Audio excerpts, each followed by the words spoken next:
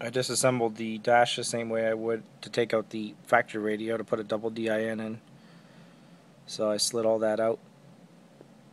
And what I did to make it more of a flush install, make it look a little more factory, I cut out the side part that used to be up and around. You got your cigarette lighter and your controls on either side. So I routed the controls into the glove compartment, so I still have my flashers working, all that stuff. And what I did after that was I actually cut in half a RAM mount for the iPad, and I just attached it to exactly where the screw holes were for the double DIN radio. I use an iStreamer for the DAC, the digital analog converter. It cleans up the signal really well, and I don't have to have a sound card input for it.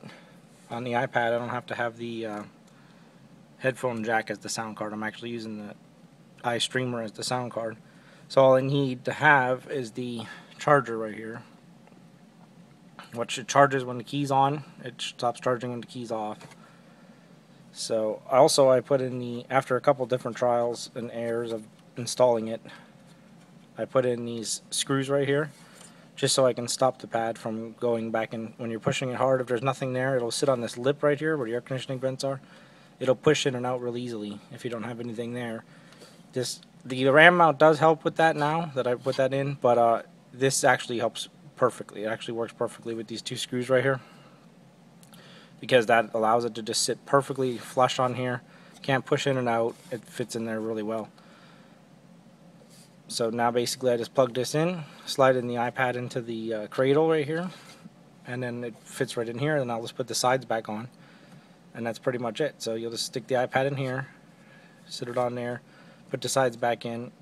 I'll show you what it looks like when it's done, but I need two hands for this, so hold on one second. Alright, here it is inside the RAM mount. It's flush right here, got the two screws on either side. You can always adjust them and make it fit more flush if you have to. I also dremeled out this top part right here, which you don't have to do. You can actually leave it factory, but it's not, there's no opening right there. So what will happen is it'll push itself down more. So what you'll have is it'll be down right above these air conditioning vents right here. So if you Dremel it out, it just fits in there better. It actually makes it look a little more factory. It's a little more flush mounted and all. If you don't Dremel out, it's not a big deal, but it'll cover up these air conditioning vents, and it just doesn't look quite as custom as it would if it was all Dremeled. So that's Dremeled out up there. RAM mount's holding it in place. It's plugged in. It's ready to go right now. And all I have to do now is just snap these side panels in, and that should be it. Yeah, yeah, call me Steve. Oh, I'm a wild boy. I'm a wild boy. Fuck, I ain't got me. Oh, I'm a wild boy. Alright, there it is, completely installed. I got all the paneling back on. It's pretty flush mounted. I have the iStreamer mounted underneath the passenger dash, and that comes in handy because I don't have to take the whole iPad 2 out to charge it or anything like that. I could just update it through iTunes through the USB on there, so I can just plug it right in my computer from there.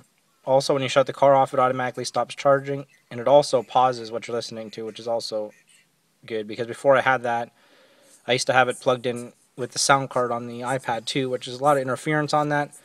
But not only that, but you'd have to pause it manually because it would just keep playing. Even though you had the car off, it would just keep playing. You had to pause it and leave. So this way it comes in more like an actual factory radio.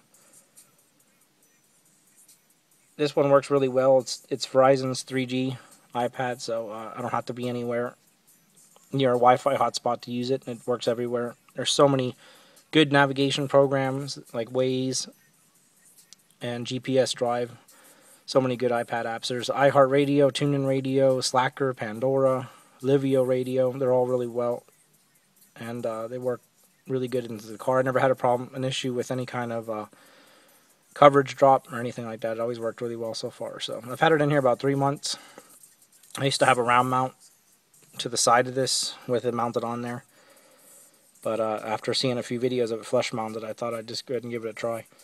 But I saw on YouTube a lot of comments on there about 2005, 2007, 2008 Mustangs that installed it, but they didn't have any kind of lessons on how to do it, or any kind of video showing how they did it. This is just a basic video showing. You just basically have to take the dash apart the same way as if you were just installing an aftermarket radio. There's really no difference. The only modification that I had to do was just cut out the side part right here where the cigarette lighter and the buttons are. That's pretty much it. I really didn't have to cut a lot into the dash or modify anything too much. But it looks really clean. Right now I'm running all Alpine. I have an Alpine 12-inch Type R, 2 Alpine amps. I have the F300, which is a 4-channel amp. I have Type R components in the front, Type R 5x7s in the factory locations in the back. And I have the M500 to 500 watt Alpine powering the 12-inch Type R sub. So I'm just basically controlling all the volume. You can get the JL Audio volume control. If you really wanted to, you can use the volume control on the iPad, but I wouldn't recommend that when you get the iStreamer, because what the iStreamer is going to do is it's going to always, when you restart the car, it's always going to put the volume at 100. So if you're trying to use the volume control on this iPad right here, and you got this volume down like this, you shut the car off, you come back, it's going to automatically put it up like that. So your speakers are going to just blare super loud. You might have a chance of blowing them. So it's better to have some kind of external volume. You can use the JL Audio. You can use the Kicker makes an external audio control as well. Right now I'm just using the Clarion EQ as the external volume. I have the volume right there. I have my subwoofer volume right next to it, so it works out pretty well. MMG versus YMC. Meek Millie, Bloodhound, crying me thirsty, bow that you heard me. Glizzy on did that, clip hold 30. Looking for these fuck boys to do these niggas dirty. Yeah, play tough, I dare you. My goons, they balloon shit, air you. No, nigga, I ain't trying to hear you and own it. Sounds really good, actually. The dynamatted the whole car.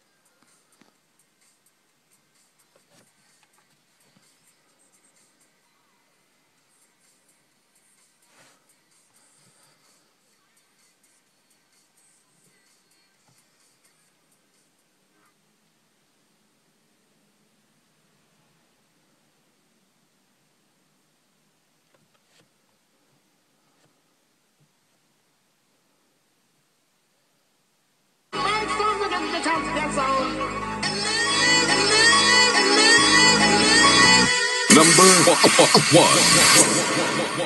Hold up, wait a minute. I think I know that from around the way, maybe I'm tripping. Heard she went to college and got a new business. Now she can get the business, cause we grown down low, but she